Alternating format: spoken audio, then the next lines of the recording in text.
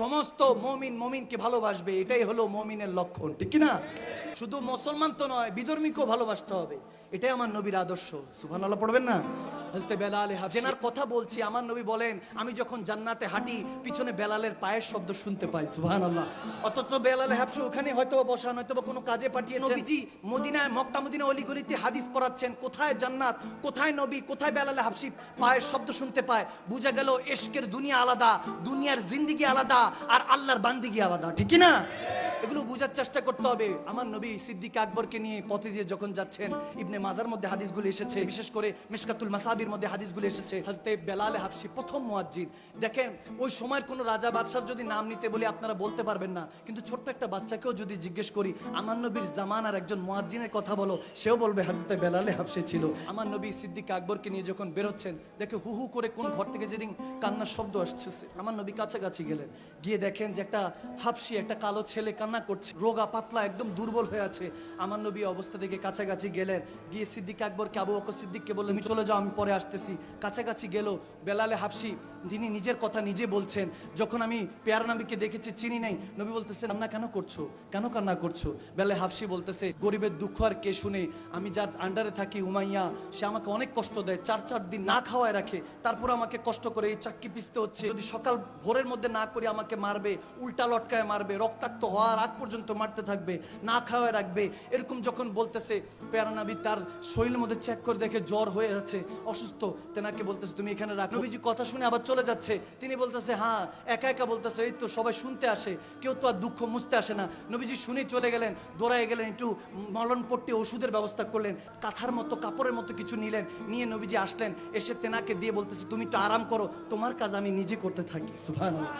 যখন বলতেছে তখন তিনি অবাক হয়ে বলতেছেন আপনি আমার কাজ করবেন, আচ্ছা ঠিক আছে, সে তো এমনি দুর্বল হয়ে আছে। তারপর আমার নবী যখন কষ্ট করলেন, ফজর পর্যন্ত করে তাকে বুঝ দিয়ে চলে গেলেন, পরের দিন আবার আসলেন। যখন এভাবে 2-3 দিন হলো, তিনি একটা পর্যায়ে বলতে লাগলেন বেলালে হাবশী যে আমি আমার পেয়ার নবীকে চিনি নেই, কিন্তু নবীজিকে দেখে বলতে লাগলাম আপনাকে দেখে অনেক ভালো মানুষ মনে হচ্ছে, কিন্তু শুনেছি এই মক্কা নগরীতে একজন নাকি নবী এসেছেন যিনি কি কলমা পড়িয়ে সব মুসলমান বানিয়ে ফেলছে, তেনার থেকে একটু বাইচা থাকেন, আপনাকে দেখতে অনেক সরল মনে হচ্ছে, তেনার থেকে নিজেকে হেফাজত করেন। আমার নবী ফজরে যাওয়ার আগে যখন আজানের সময় হবে, তখনও কিন্তু আজানের অবস্থা আসে নাই, এর আগের কথা বলছি, যখন আজানও আসে নাই, আজানও দেওয়া হয় নাই, তখনও নামাজ ফরজ করা হয়নি, তখনকার কথা বলছি।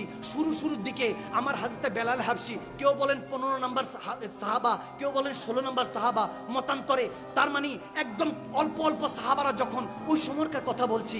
আজকে তো কোটি কোটি মুসলমান হয়ে গিয়েছে, সেই মুসলমান এক মুসলমানকে কাটাকাটি মারামারির মধ্যে ব্যস্ত, রাজনীতির নামে, খেলার নামে, বিভিন্ন দলের নামে, অথচ আমার পেয়ার নবী সেই পেটের মধ্যে পাথর বেঁধেছে এই আমার আপনার উম্মতের জন্য। বেলাল হাবশী যখন বলতেছে ওই মানুষটা থেকে নিজেকে হেফাজত করবেন, আমার পেয়ার নবী মুস্কি হাসি দিয়ে বলতেছে ওই মানুষটাই আমি, যার থেকে বাঁচার জন্য তুমি আমাকে বলছো।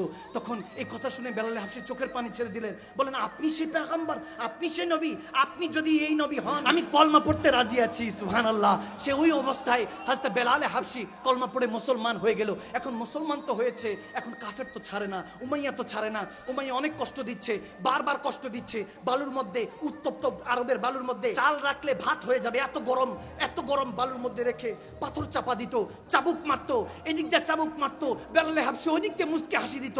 উমাইয়া বলতো তোকে এত মারছি, কাঁদছিস না কেন? বলে তুই মার, তো আমার এই জেসেমে তুই যতবার মারস অতবার আমি চোখ বন্ধ করে আমার নবীর চেহারা স্মরণ করতে থাকি। আমার নবীর চেহারা যখন স্মরণ করি আমার কষ্ট ভুলে যাই। হায় হায়, ওই চেহারা মোবারক কেমন ছিল, যে চেহারা স্মরণ করার সাথে কষ্ট অনুভব হতো না, রক্তে জর্জরিত হয়ে যেতেন, তারপরে উফ করে কাঁদতেন না। হ্যাঁ, জখম পে জখম খাক জি, আপনে লাহু পে ঘুট পি, আহ না কর ইশক লাগি है दिल नहीं लगी। আর যখন ইশক হয়ে যায় তখন আহ আর জুবান দিয়ে বের হয় না। সেই বেলাল হাবশী কষ্ট পেতে লাগলেন। যখন এই অবস্থা হলো, আমার নবী এক কোণার মধ্যে হু হু করে কাঁদছে। বেলাল হাবশীর এই অবস্থা স্মরণ করে আবু বকর সিদ্দিক দৌড়ায় গেলেন, ইয়া রাসূলুল্লাহ, ইয়া হাবিবাল্লাহ সাল্লাল্লাহু তাআলা আলাইহি ওয়াসাল্লাম, হাবিব আপনি কেন কাঁদছেন? বলে আমার বেলালের জন্য বড় মায়া হচ্ছে, কত কষ্ট করছে, কালমা পড়ে ফেলেছে, এরপর আমার বেলালের উপরেও অত্যাচার করছে উমাইয়া।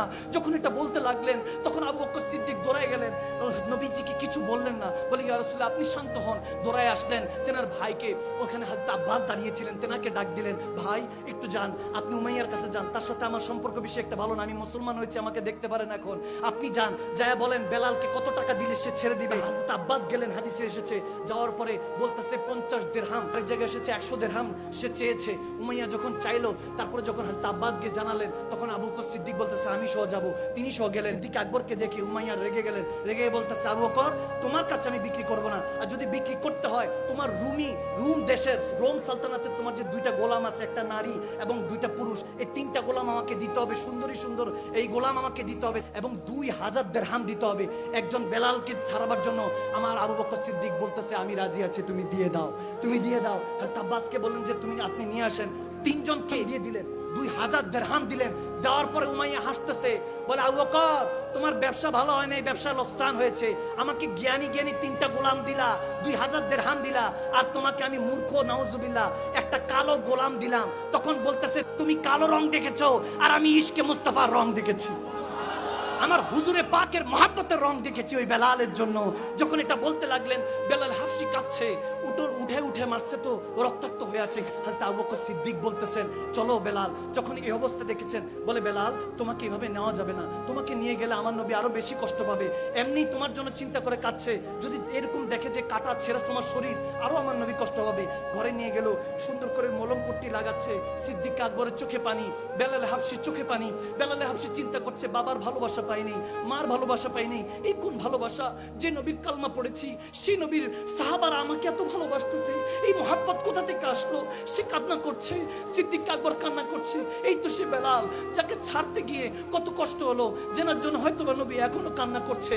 যখন এগুলো ভাবতে লাগলেন, মলম পট্টি করলেন, বেলালকে সুন্দর করে গোসল দেওয়ালেন, সুন্দর কাপড় পরিধান করালেন। যখন সাথে সাথে নিয়ে যাচ্ছেন আবু বকর সিদ্দিক, আমি আর ওই জায়গাটার মধ্যে হারিয়ে যাই যে কত সুন্দর নাজারা।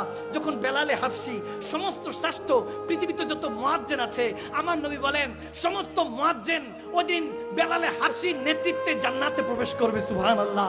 ওই বেলালকে নিয়ে যখন আবু বকর সিদ্দিক আমার নবীর কাছে যাচ্ছেন, নবীজির কাছাকাছি যাওয়ার পরে আমার নবীজিকে ডাক দিলেন, ইয়া রাসূলুল্লাহ, ইয়া হাবিবাল্লাহ। এদিক দিয়ে বেলালকে শিখিয়ে রেখেছে, বেলাল তুমি কিন্তু নবীজির কাছে গিয়ে কান্নাকাটি করবা না, খবরদার, তোমার কান্নাকাটি দেখলে নবীজি কষ্ট পাবে। পৃথিবীর সমস্ত কষ্ট সইতে আমি রাজি আছি, আমার প্যারা নবীর চোখের পানি আমি সহ্য করতে পারবো না। বেলাল নিজেকে কন্ট্রোল করলেন, কাছাকাছি গেলেন। নবীজি যখন বেলালকে দেখলেন, তখন নবীজির চোখের মধ্যে আবার পানি চলে আসলো।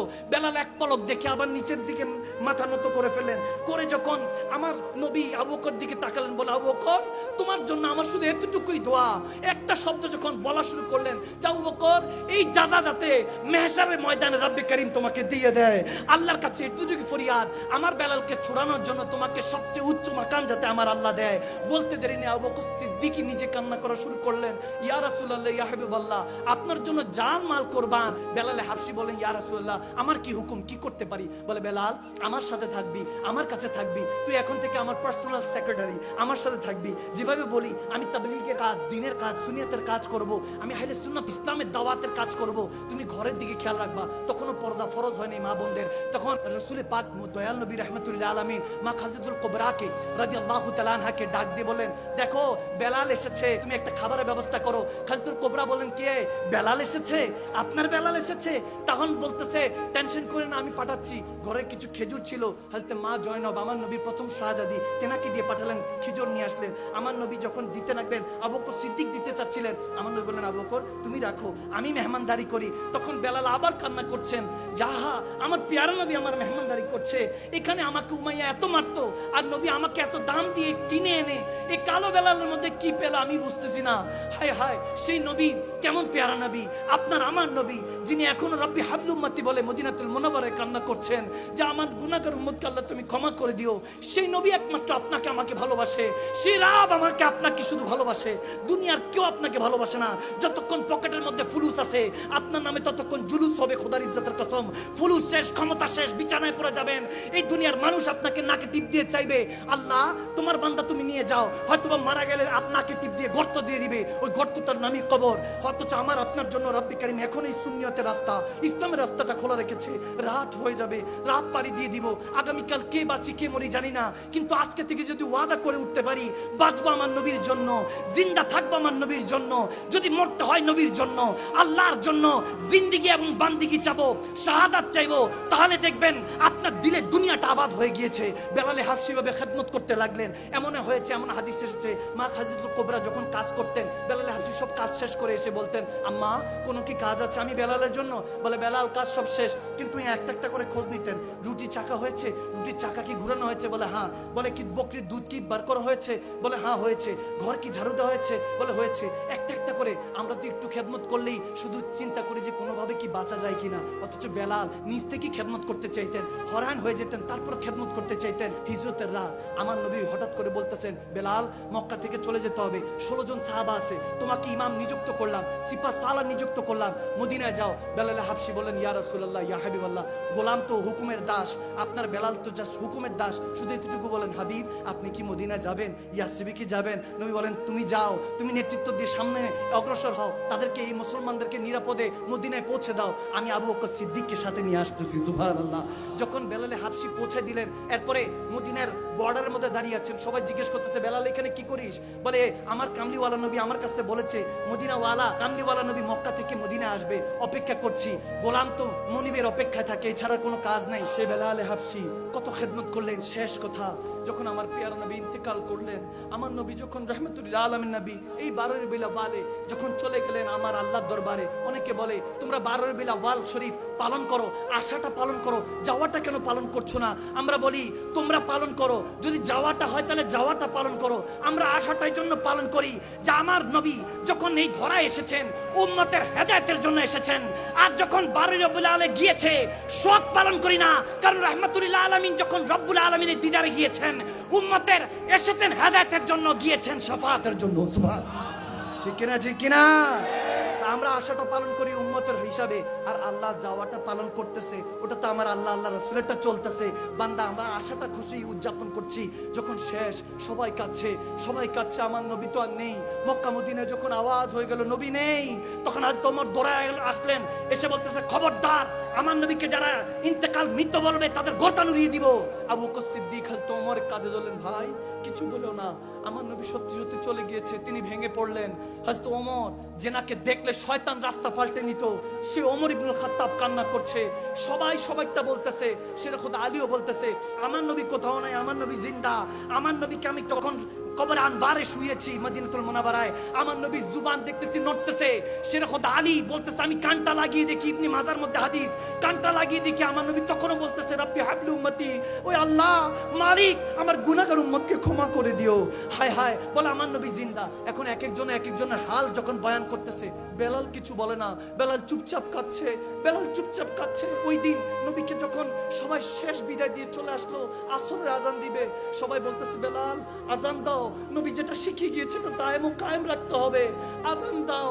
ওই দিন ইহুদিরাও কান্না করছে, কাফেররাও কান্না করছে, এক বাচ্চা কান্না করছে। আবু বকর সিদ্দিক বললেন, কেন কান্না করছো?